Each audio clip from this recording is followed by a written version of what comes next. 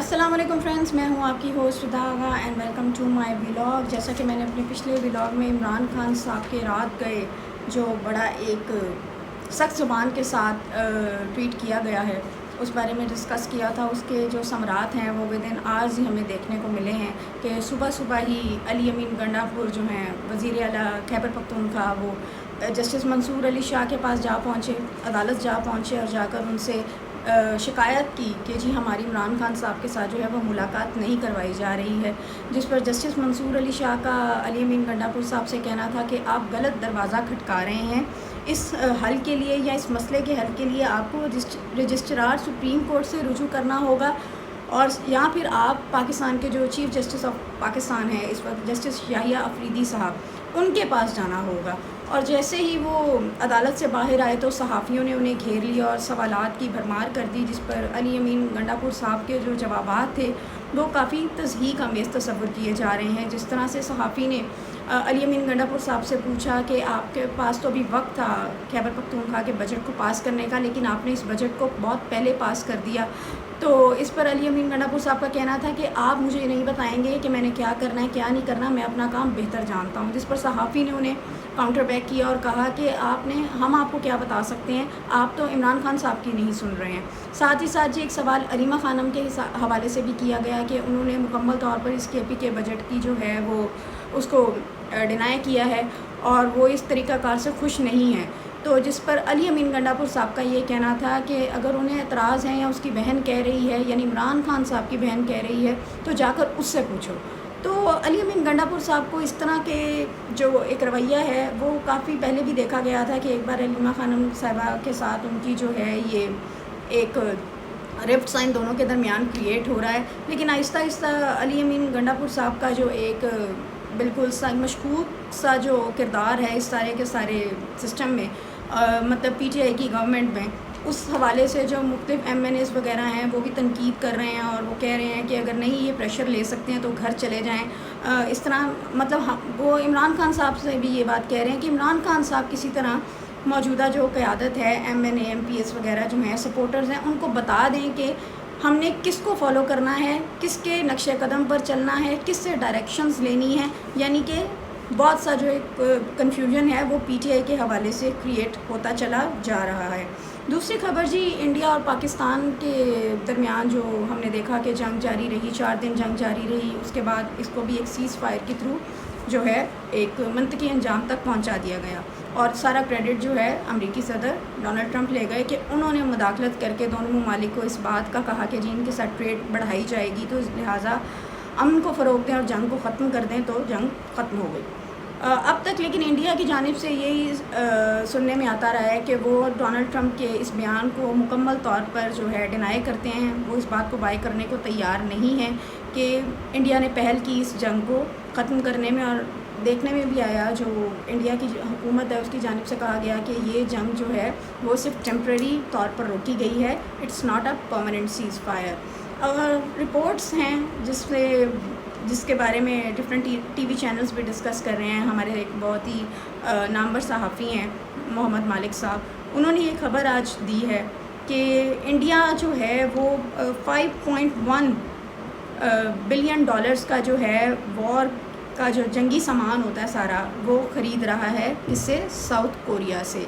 لیکن اس کی وجہ جو ہے وہ یہ بتائی جا رہی ہے کہ ساؤتھ کوریا کے ساتھ جو یہ $5.1 بلین کی ڈیل کی گئی ہے، اس کا مقصد صرف اور صرف بھارتی افواج کو جدید بنانا اور دفاعی صلاحیتوں کو کمزوری سے بچانا ہے۔ لیکن اگر دیکھا جائے تو اس پوائنٹ کو اگر مائنڈ میں رکھیں تو بھارت کو جس طرح سے انٹرنیشنل لیول پر رسوائی کا سامنا کرنا پڑا اور جس طرح سے بھارت کی حکومت کا پاکستان کے لحاظ سے رد عمل دیکھنے میں آیا ہے، تو اس پوائنٹ کو کسی بھی طرح سے اگنور نہیں کیا جا سکتا۔ ادر میس بٹوین انڈیا اور Pakistan is going to be created, اور واٹس گوئنگ آن یہ تو آنے والے دنوں میں ہی پتہ چلے گا۔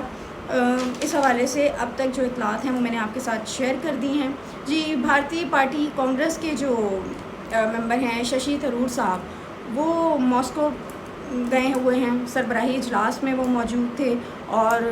انڈین میڈیا اس بات کو اس طرح سے ہائی لائٹ کر رہا ہے جی کہ ششی تھرور صاحب جو اپنی ایک بہت ہی مشکل انگریزی کی وجہ سے پہچانے جاتے ہیں، انہوں نے وہاں پر فرینچ میں بات کی اور فرینچ میں پاکستان کو دہشت گردوں کی محفوظ پناہ گاہ کہا ہے، اور ساتھ ہی ساتھ انہوں نے اس اجلاس میں ماسکو میں جو یہ اجلاس جاری تھا اس میں روس کو شامل کرنے پر جی بہت سخت تنقید بھی کی ہے۔ تو یہ جو چیزیں ہیں فی الحال انڈیا کی طرف سے ایک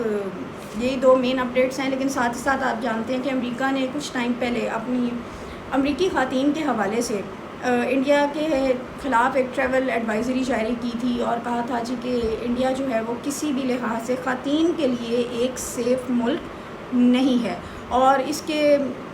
چلتے چلتے ہم دیکھتے رہے کہ انڈیا کی جانب سے اس طرف سے مختلف قسم کے ریئیکشنز بھی ہم نے دیکھے نیوز میں بھی، ٹی وی چینلز میں بھی، لیکن ان سب کا جو رزلٹ ہے وہ یہ نکلتا ہے کہ این ڈی ٹی وی کی آج ایک نیوز ہے جس میں انہوں نے یہ چیز مکمل طور پر واضح کی ہے کہ انڈیا میں 2 فرینچ ٹورسٹ ویمن جو تھیں وہ موجود تھیں، ان کے ساتھ بدتمیزی کی گئی اور ان کے ساتھ زیادتی بھی کی گئی، ریپ کیا گیا ہے انہیں، اور لیکن جو ملزمان ہیں انہیں گرفتار کر لیا گیا ہے اور اس حوالے سے جو کارروائی ہے وہ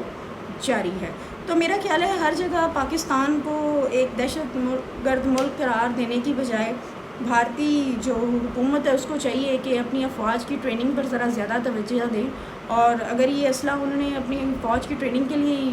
خریدا ہے تو یہ تو بہت اچھی بات ہے، لیکن ایک جو جنگ کا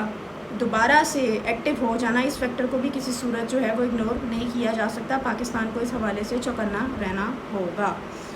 اور اب آ جاتے ہیں جی ڈونلڈ ٹرمپ پر۔ ڈونلڈ ٹرمپ صاحب جو ہیں وہ نیٹو کے جو سربراہی اجلاس ہے وہاں پر گئے ہوئے ہیں، نیدرلینڈ میں یہ اجلاس ہو رہا ہے اور وہاں پہ تمام جو سربراہان ہیں وہ موجود ہیں،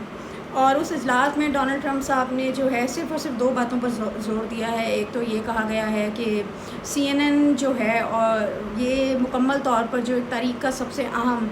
آپریشن مڈ نائٹ آپریشن جو کیا گیا ہے، مڈ نائٹ ہیمر آپریشن جو ایران کی نیوکلیئر سائٹس پر حملہ کیا گیا ہے اس کا نام ہے، اور یہ جو آپریشن ہے یہ مکمل طور پر کامیاب ہے، اور CNN نے ایک رپورٹ جاری کی ہے جو خفیہ ڈاکومنٹ جو ہے جسے کہہ رہے ہیں کہ وہ آؤٹ ہوا ہے، اور اس میں یہ چیز مینشن ہے کہ جو امریکہ دعوے کر رہا ہے ایران کے نیوکلیئر پروگرام کے حوالے سے، وہ دعوے جو ہیں وہ جھوٹے ہیں، جبکہ ایران کے نیوکلیئر پروگرام کو انرچڈ یورینیم کو کسی بھی قسم کا کوئی نقصان نہیں پہنچا ہے۔ اس حوالے سے ڈونلڈ ٹرمپ صاحب جو ہیں وہ بہت برہم ہوئے ہیں، اور انہوں نے اپنے وہاں کے جو یہ میڈیا چینلز ہیں ان کو بیوقوف کہا ہے اور ساتھ ساتھ انہیں احمق بھی کہا ہے، کیونکہ ہم یہ جانتے ہیں کہ ڈونلڈ ٹرمپ صاحب جو ہیں وہ اس طرح کی زبان جو ہے وہ بے دریغ استعمال کرتے ہیں اور کسی بھی وقت کچھ بھی بول دیتے ہیں، اور لہٰذا دیکھا جائے تو یہ جو 2 سیز فائر ہوئے ہیں انڈیا اینڈ امریکہ اور ساتھ ہی ساتھ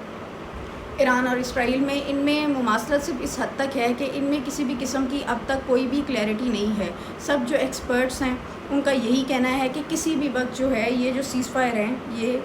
ختم کیے جا سکتے ہیں، کیونکہ ان میں دونوں ممالک کی جو رضامندی ہے وہ بظاہر نظر نہیں آ رہی ہے، اور آج بھی ایرانی پارلیمنٹ میں IAEA کے ساتھ تعاون معطل کرنے کے لیے بل جو ہے جی اس کو منظور کر لیا گیا ہے، اور تمام ممالک کے جو جوہری سرگرمیوں پر نظر رکھنے والا ادارہ ہے یہ IAEA، اس حوالے سے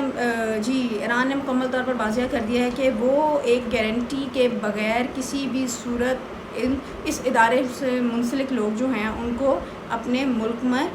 نہیں آنے دیں گے۔ اور اگر دیکھا جائے تو ڈونلڈ ٹرمپ صاحب تو اس بات پر زور دے دے کر پاگل ہو رہے ہیں کہ جی جنگ بند ہو گئی ہے، نیوکلیئر پروگرام تباہ ہو گیا ہے، لیکن ایران کی جانب سے تو کچھ اور ہی باتیں دیکھنے میں آ رہی ہیں، اور رہی صحیح کثر جو ہے وہ یہ director intelligence agency of America جو ہے اس نے نکال دی ہے، CNN نے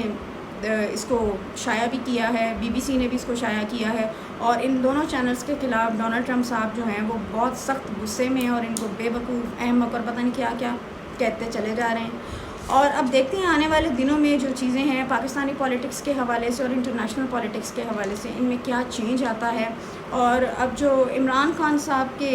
حوالے سے جو اب تک اپڈیٹس ہیں وہ یہی ہیں۔ علی امین گنڈا پور صاحب آگے کیا کرتے ہیں، ان کی جو ایک بڑکیں مارنے کا جو ان کا ایک طریقہ کار ہے